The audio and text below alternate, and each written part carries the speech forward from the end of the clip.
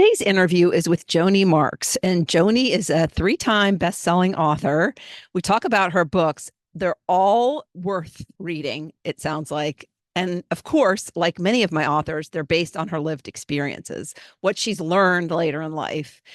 And she refers to herself as a storytelling magician. She got into acting late in life, and she talks about that story. But I did not think we were going to go to the places we went in the conversation. And I love it when conversations unfold just naturally in the way they do.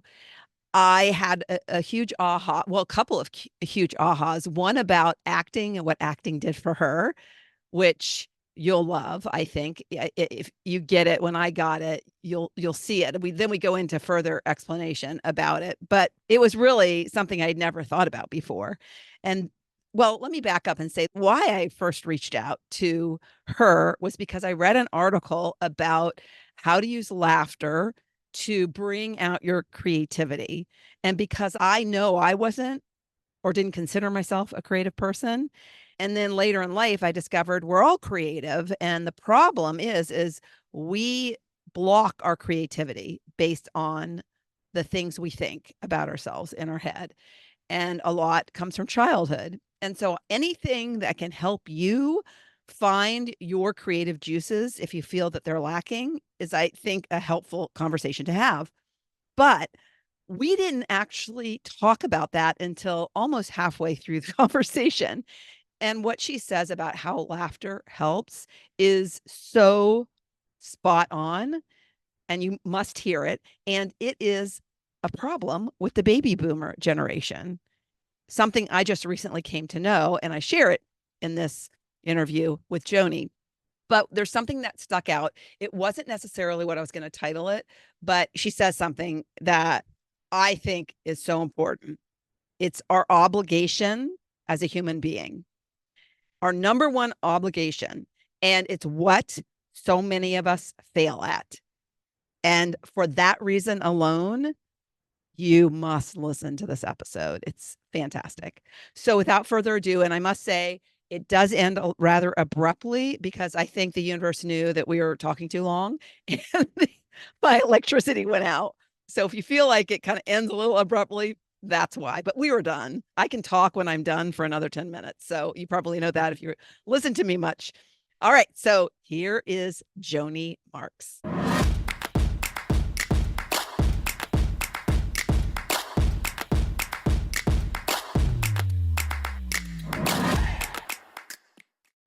Welcome to another episode of Living Your Sparked Second Half. And with me today, I have Joanie Marx. I was attracted to her because I saw an article she wrote about the fact that, and I've talked about this previously in my podcast, is that we do not think, most of us, that we're creative. A lot of the people, I think, who have backgrounds similar to mine, and we have not been in a creative job most of our lives, or have dumbed down our creativity. I know why I have dumbed it down, but I love laughter too. And it was about how to use laughter to be more creative. So that's what we're going to talk about today. Welcome. Oh, thank you so much for inviting me. I'm so happy to be here, to be involved with your followers and give a little clue as to different ways that people can think about laughter and creativity. Because feeling that you are not creative goes back to the very beginning of how I got into all this, which is negating that negative voice that you hear in your head. So who told you you weren't creative? Now, how are you going to answer that question? By listening to what you say to yourself when you do very mundane things, like when you take a shower, or you're washing your hair, or you're driving your car, or you're loading the dishwasher. There's a dialogue going. And so first thing to do is listen up to what it is you're saying to yourself. How are you telling yourself you're not creative? Whose voice is that you hear? Is it your mother's voice that's telling you you're not creative? Was it a teacher in school? Those would be beginning possibilities of where this came from. Probably not from your little playmates, but maybe from your mother or your father. So what I do, one thing, you can't laugh something off if it affects you, if it hurts you, it hurts your heart that you're not creative or people told you you're not. So the thing I start with Well, let me is, ask you this, because I don't know that some people value creativity, that they actually think it's important. And when I think about my life, I can't recall anybody ever telling me I wasn't creative, but it might have been a teacher that made a comment like that wasn't Mhm. very creative. But I think that the definition of a creative person was somebody other than me. Like it might have been, oh, look how creative that person is. And I just didn't see myself in them at all. So there's a lot of Yeah. comparisonitis that happens in Yeah, our well, lives. in Yeah. my life, creative was my mother. She Mm. was an artist, as you can see some of the paintings back here in the background. That was what my mother did. So since I didn't do that, or I didn't try to do it because I was sure I couldn't do it as well as she could, I didn't think I was creative. I also think as growing up in the age that we were, people didn't talk about creativity. You went to school and maybe you did the drawing when we had art, but being creative or coming up with new ideas or envisioning what your life is going to be, those weren't taught to us in No. school.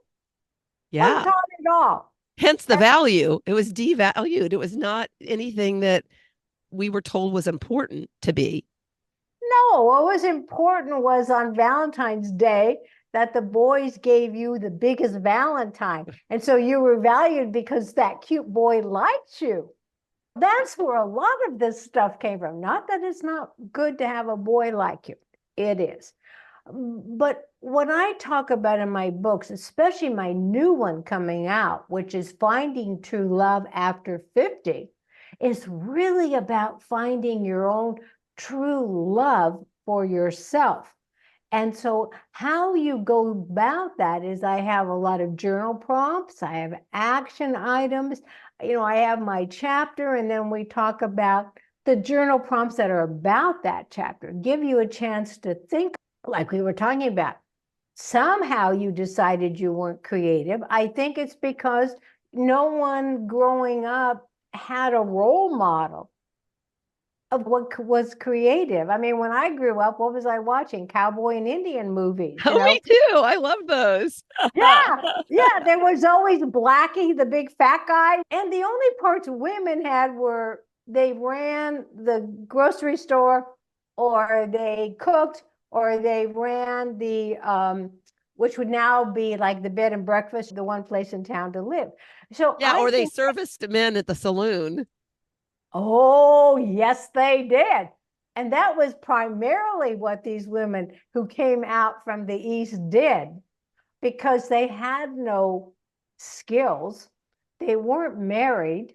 And if you weren't married, you really did not exist in society, even out in the Wild West. So, this is the inheritance that we have come with, the baggage that we carry.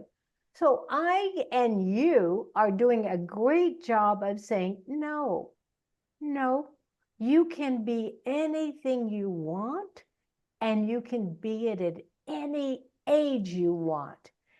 What limits you is what you say to yourself, what you say in your head to yourself.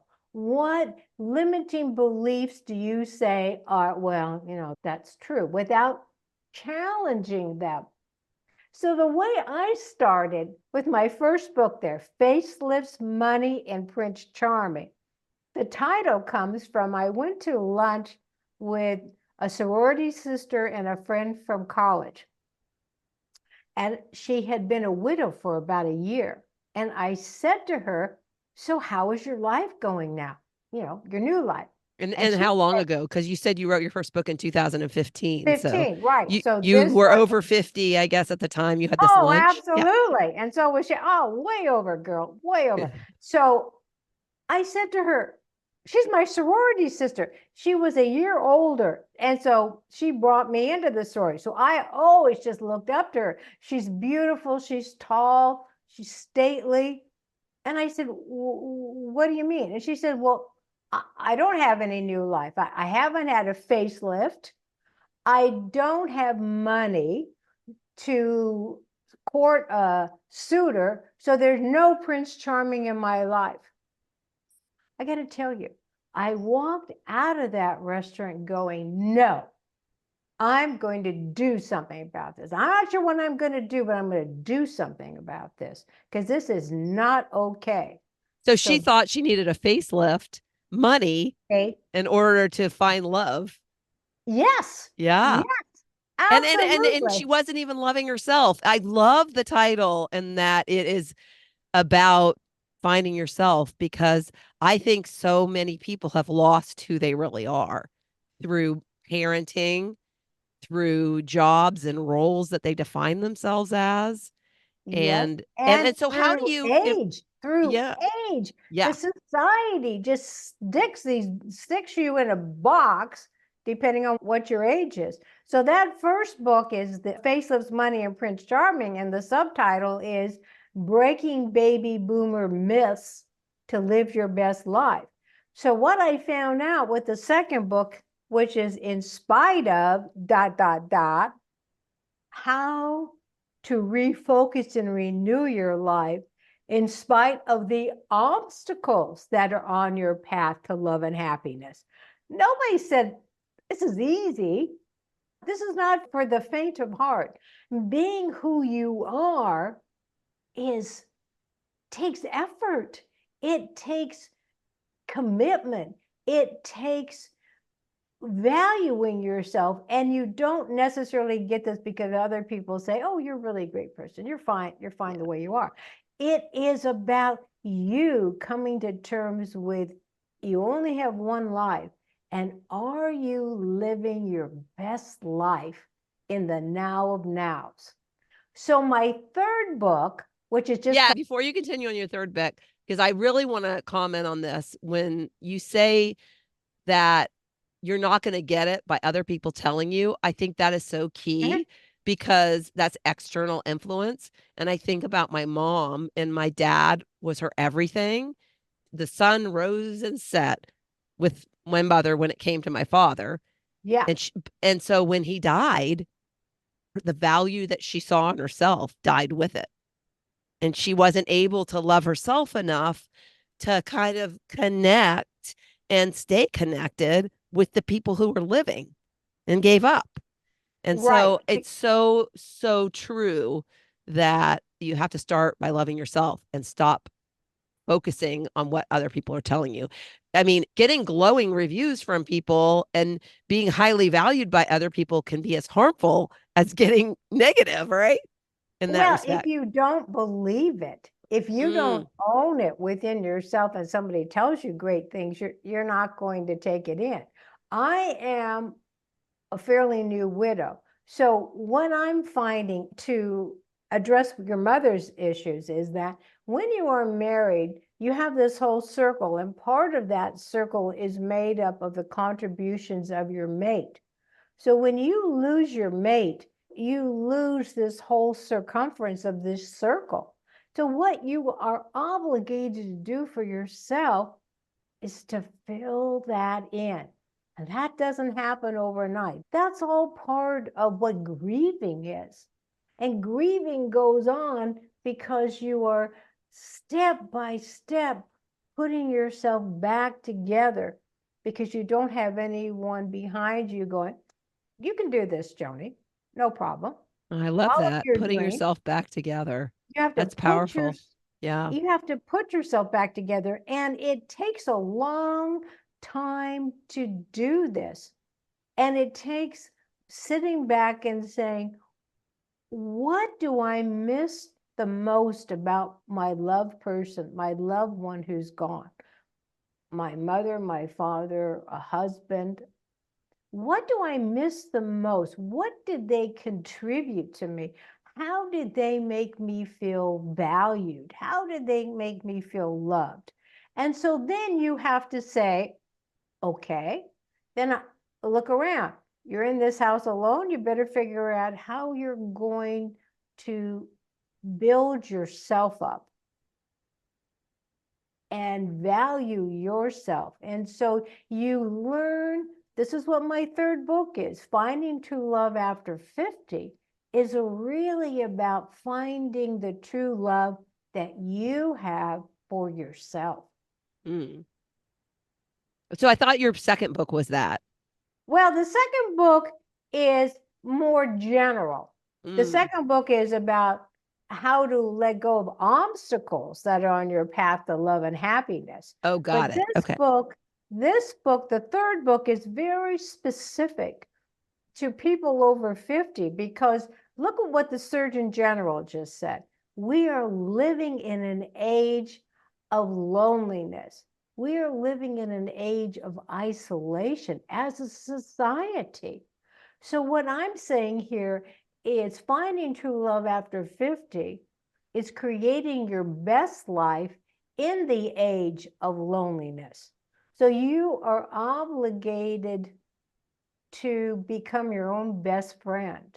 You're obligated to understand that you have to provide your emotional basis, your emotional support for yourself. And what do you mean when you say you're obligated to? Because otherwise, you're going to end up being very unhappy, because you're going to constantly, I think for a long time, I was in a state of terrible grief because I had a fabulous husband and he made me feel wonderful. And he'd walk in and he'd say, I have a surprise for you, and something fun would appear. Well, I don't have that now. So I can be very sad and I can be less than satisfied with my life. And if you look around, I've accomplished a lot and I have a good life. So this book came out, Finding True Love After 50, sort of has come out as a result of myself going through the grieving process. And as I say in part of the intro, my Finding True Love After 50, this book started when I heard my husband's last exhale. It's kind of like, so now what? Wow. How are you going to proceed? So if you Now, have was it sudden, or was he ill and so no, there he was had a been ill progression? for, Yeah. he had metastatic melanoma, and they're able to do many, many things now to keep him going. But there is a limit to, at this point, what immunotherapy can do. It can help you for a long time, and finally your body goes, I can't do this anymore. Yeah. Um, then Yeah. But that is really a powerful thing to know that what you thought when he exhaled for the last time, and that you were already thinking about what's next. I mean, that's great. That's great. I mean, not that there wasn't grief, but that tremendous, you were willing tremendous. to explore. Yes, and I was gone on, I left, he was in hospice, and I went to see him, and I said, well, I'm going to be here Tuesday. Or we had, when we were very young, we were in Bora Bora, and we were walking down the beach, and we found this hammock. And so we were looking through the lagoon over to the mountains of the main part of Bora Bora. So we said, okay, let's snuggle up in this hammock. Well, we almost fell off a couple of times because it's hard to get into a hammock. Okay, so we're laying in this hammock. We And finally most get, of them aren't real wide. no, and he was a big guy. So you're like ready to go off. And we looked over and we said to each other, okay, when we die, this is where we're going to meet. And we had no idea that he was sick, and we were perfectly fine. And so when I saw him at hospice, I said, okay, I'll be here Tuesday, or I'll see you at the hammock. And Mm. it was, I was out of town on business, and he waited for 6 days for me to come back, because the nurse in hospice said to me, I knew he was hanging on, but I didn't know what he was hanging on for. He was hanging on because he wanted me to be there so I would be with him, so I would see it, I would know what had happened to him. And he hung in there for 6 days. So people die when they decide they're going to die very often in these Mm. situations, Yeah. So I was holding his hand and I was telling him a funny story. And I think he thought, wow, I'm just kind of going to ease out of here. She won't even know I'm gone. Because I was making him laugh. I was telling him a funny story. That's what we were talking about, laughing. Yeah, we need to get to that. And It's he a great just, segue for it. yeah, and he just went very calm. That's what I said. When people say it's their last exhale, no, it's their last exhale. Mm. And he was ready and he went. I wasn't ready for him to do that. To do Yeah. that. And in some ways, it's like, where are you when I need you? So So what made you laughter. think about how laughter is so key in helping bring out our creativity? Because to me, creativity is about opening up your heart. And people think, well, I used to think creativity was, oh, you can sing, or oh, you can paint, or you can do all these artsy things. Creativity equaled artsy to me. So maybe it was an Mhm. art teacher that made me Yeah, think I wasn't creative. yeah. So I think of that. But creativity is ideas. It's just like come up with ideas. And so I think when we get to this age, being creative is so key to opening yourself up to what's next. Yes, and you're talking about laughter. What I'm going to say about laughter is a way of allowing you to try things and maybe fail and not Oh, think I'm not creative. I don't know. Well, I made that cake. I changed the recipe, but it didn't quite turn out so well. So let's laugh it off. Or the cake came out sideways, so we'll put a lot of frosting and even it up. So that laughter gets rid of this super critical inner critic, which is sitting on your shoulder going, wow, that wasn't so good. So laughter is a way of reuniting yourself with your true, authentic self, which isn't about perfectionism. I think that's another thing we were taught. At least I was taught by my mother. Because yeah. I'm not, So, I'm not a perfectionist at all, because she was. yeah, it's so funny because the fact that you wrote this book about the myths of the baby boomer generation, I Yeah, was just listening to this comedian, and it was actually a serious interview, but he looks at things with kind of this comedic view. yeah, And he was talking about his parents, who I guess if they're baby boomers, they're my age. And, I'm thinking he's my age, but no, he's my kid's age. But he was saying, we are the keep up with the Joneses generation. And so I'm wondering if one of the myths that you uncovered was that, in fact, we have a hard time laughing at ourselves. A lot of us are built to be perfectionists, wanting to be perfect, wanting to please our parents, wanting to have the straight A's, wanting to excel in our careers. yes.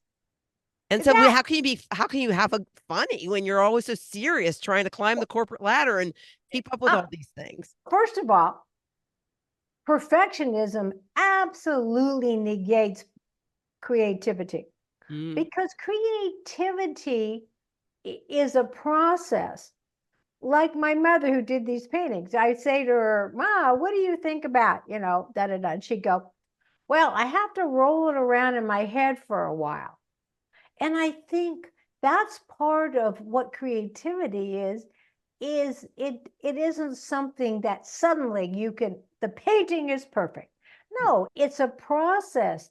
And you think about it and you do one step, you go, now, think about how many different times a book that comes out. Do you think that's the first edit of that book? That book goes through edits because that's part of the creativity. You see ways to refine it. You see Mm. ways to change it. So laughter is a way of just clearing the path so you're not stuck in perfectionism. Because if everything has to be perfect, nobody's going to do anything. Because how is it going to ever get to be perfect? Mm. It doesn't have to be. Yeah, I It's love that. not And you started to necessary. use comedy, right? Later in life? You started What? to use comedy later in life?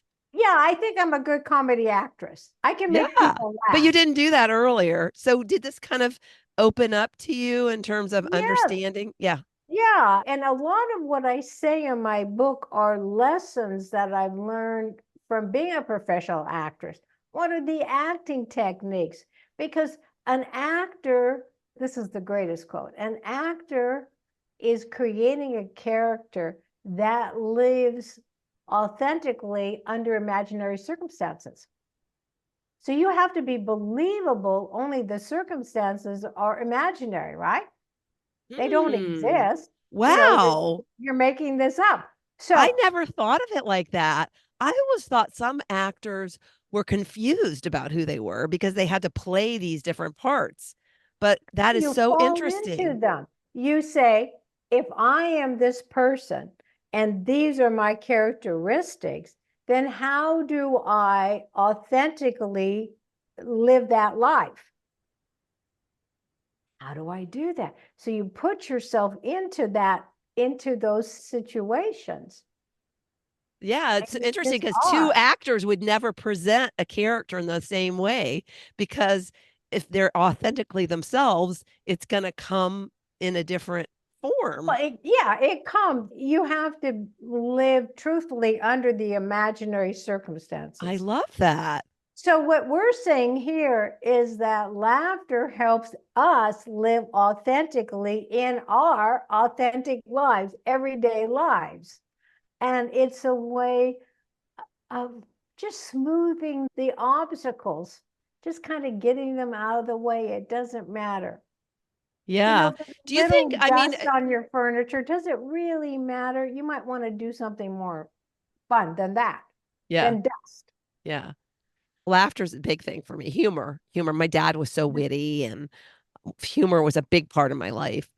What do you think about people who in do you think this is a limiting belief? Some people are more serious than others and they come across more serious. How do people who are more serious bring more laughter if that opens up more creativity? How do they navigate this uncomfortable way of being? Oh, okay. What I advocate is that people get a journal and they sit down and they write down saying, gee, I'm starting to notice how serious I am, and maybe I don't want to be so serious. So, how did I get to be so serious? And so, it's a stream of consciousness. You just write these things down, or bless the iPhone that has the voice memos, the notes. And so you can just say things to yourself.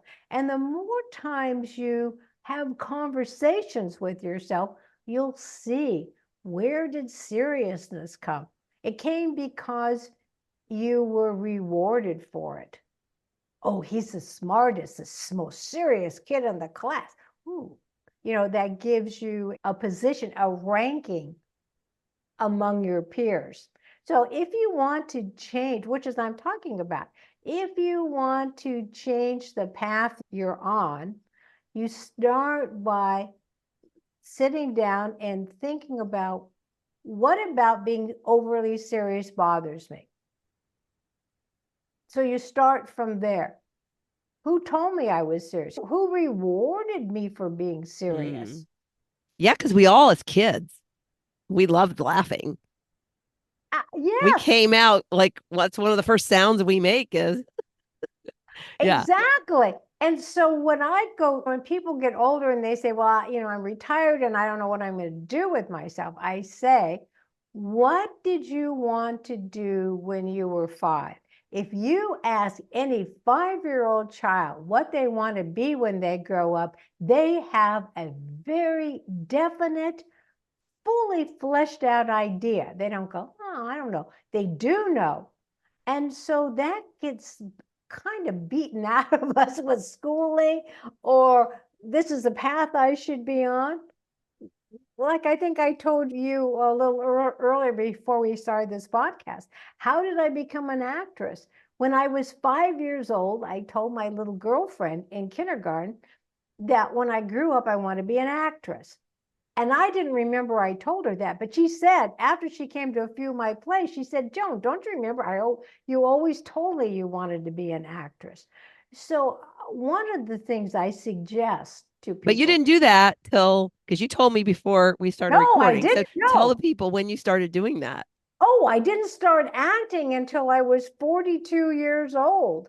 And I went to a play and I realized as they were doing the curtain call, that is not where I want to be. It wasn't because I wanted to do the curtain call. It was because I wanted to do the story and I wanted to take people on a journey. So what I did is I went to my junior college and I went into the acting class. I hadn't even signed up for the class. I just went into the class and I said to the teacher, I, and my voice broke, I would like to be in your class. He said, well, did you sign up? I said, no. Well, go sign up. And so that's how I did it. And at the very first scene I did, there was one other man that was in the class. So we were supposed to do this scene. So I said, oh, I know a good scene. Let's do the scene from Who's Afraid of Virginia Woolf. That is an impossibly hard thing to do. But if you don't know that, so this guy and I practiced and we did the scene for our class. And the teacher said, look, you're both married. You've both been married for over 20 years. So go back and figure out how to do this scene. And so I think on this 5-minute scene, I think the two of us spent like about 40 hours of rehearsal time. And was this Liz Taylor and Richard Burton? Is that who was Yes, the couple and the I know it's an impossibly hard scene, but that's what I'm saying. If you don't know that, you just tackle things that are seemingly, well, it was pretty impossible. He didn't give us enough direction. So we had to figure out for ourselves how the two of us were going to live truthfully in an imaginary circumstance of Who's Afraid of Virginia Woolf with Elizabeth Taylor and Richard Burton screaming at each other with all this underlaying, we love each other, we don't love each other. We're going to make this young couple crazy. There's the 4 persons, it's them and a younger married couple. So that's how I started. And the truth be told, that I never really did like curtain calls. It's kind of like you're in the story, then the story ends, and you come out, and it's just like you've just been yanked out of that world, and you're standing mm, there on the stage, and people are applauding. It's like being awakened suddenly from a dream, and it's yeah. kind of disconcerting. So I think that's you know what I got the image of the Lion, the Witch, and the Wardrobe, and them coming back into the house. They are in this world. I yeah. love that movie, by the way. And it's this imaginary, amazing world. And then they come back into the house through the cabinet, and it's like Yes.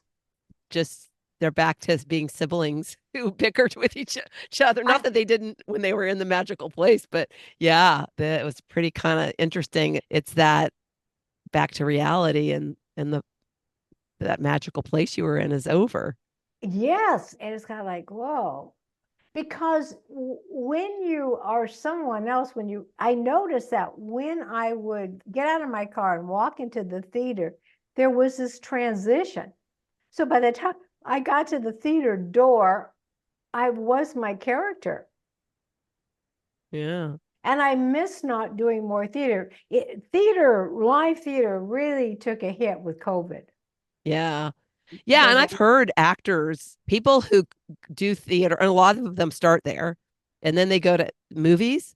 They often will go back to theater, just dabble in it because I mean, I think the money's in the movies, but they miss the live audience and that live reaction and yeah, interaction. right. Because when you're doing live theater, it's like walking on a tightrope with no net under you. So you're doing what you're doing. You can't cut and say, well, let me do that again. Or Yeah. somebody messes up the line and you have to figure out how you're going to work it out. Yeah. Because it's interesting if you ever go to play, when the person that messes up the line, the other person looks like the idiot that did it wrong. Because they're going, oh, I got to figure out how I'm going to move the story along. Yeah. So Well, you it, go back to talking about perfection, and sometimes it's better when you improvise. I think about the show Whose Line Is It Anyway? And that was a hoot. They would just be making things up on the fly, having a wonderful time, and nothing's perfect, but no, it would ultimately be rewarding to the people who are watching. it is. And one of the things is you have to be a good listener.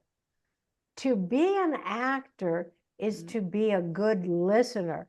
Because if you look at television, the person who gets the TV time, whose face is usually the person who's reacting.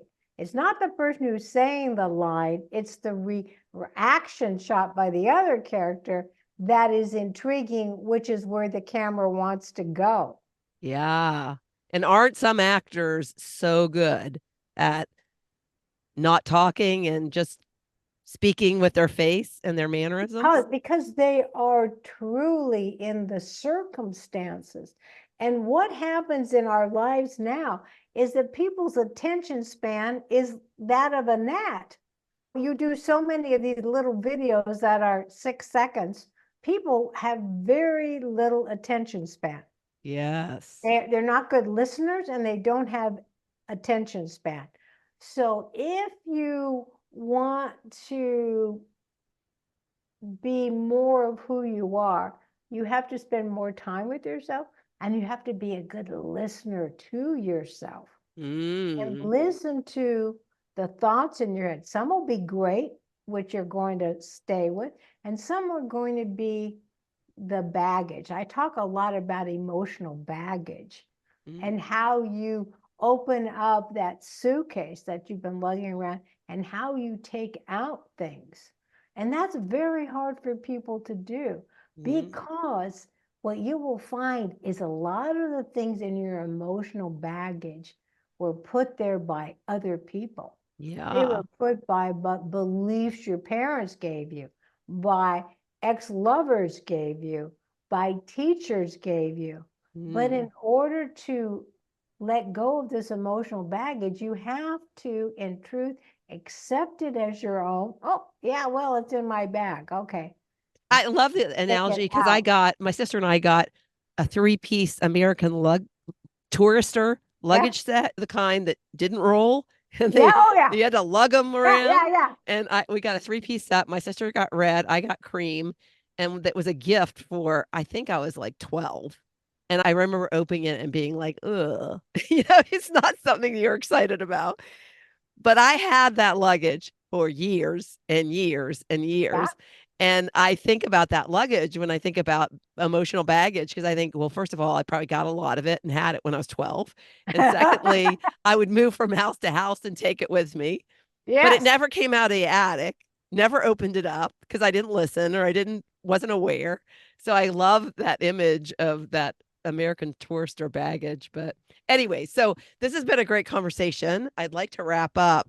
What do you think when you think about, because it sounds like so much of what you've put in your books is based on your lived experience. Like, how did you get so smart? Like, when did you learn that? Because I learned all this very late in life too, and I still find myself learning. I just try to be open, and I try to be a better listener, try to be more patient and less perfectionist, and try to spend some times in silence. I think for me, that's always been really hard to do. So I learned a lot of these things about techniques and tactics late in life, but I still am learning. And so, how do you feel about how far you've come? And like, when did that start for you? Was there a time that it pivoted where you were like, I'm kind of stuck and I need to be more Um, figure this out? it started when I went to professional acting classes. And when you tackle a scene, you will say, oh, but no, my character wouldn't do it that way. That's because you as an individual have an aversion or can't do that.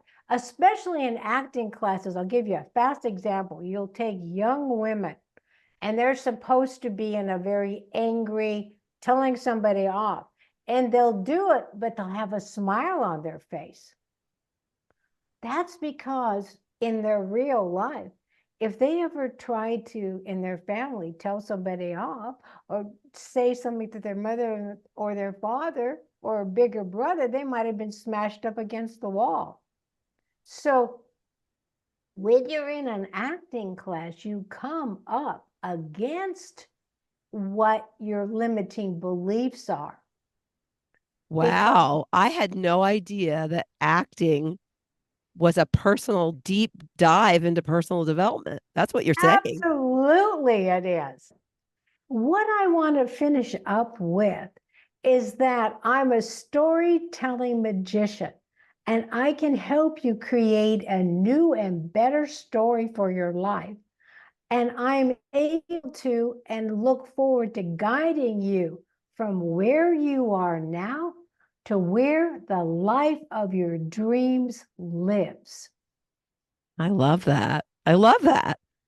And that's a lot what I created my retreats for, because it's such a good opportunity to get away from the hubbub and do it. It's amazing. I love the work you do. So, and I love the books you've written. They seem to be very very aligned with how you help people. And I also wanted to, and I'll put it in the show notes, but you have a YouTube channel. So it's also a great way to connect with you and to see more of what you do and the stories you tell and share. And so thank Well, you so thank you. much. This Yeah. has been so much fun. I've had Yes. You're so such a enthusiastic. joyful time. Yeah, So let's just joyful. laugh together. This is cool because we've never laid eyes on each other. No, no. But yes, you're very receptive. I love it when I have people who just go with the flow. And I should have known that about you, right? You like laughter. Laughter is about failing and not being perfect, and that's good. So I love that you're good with that.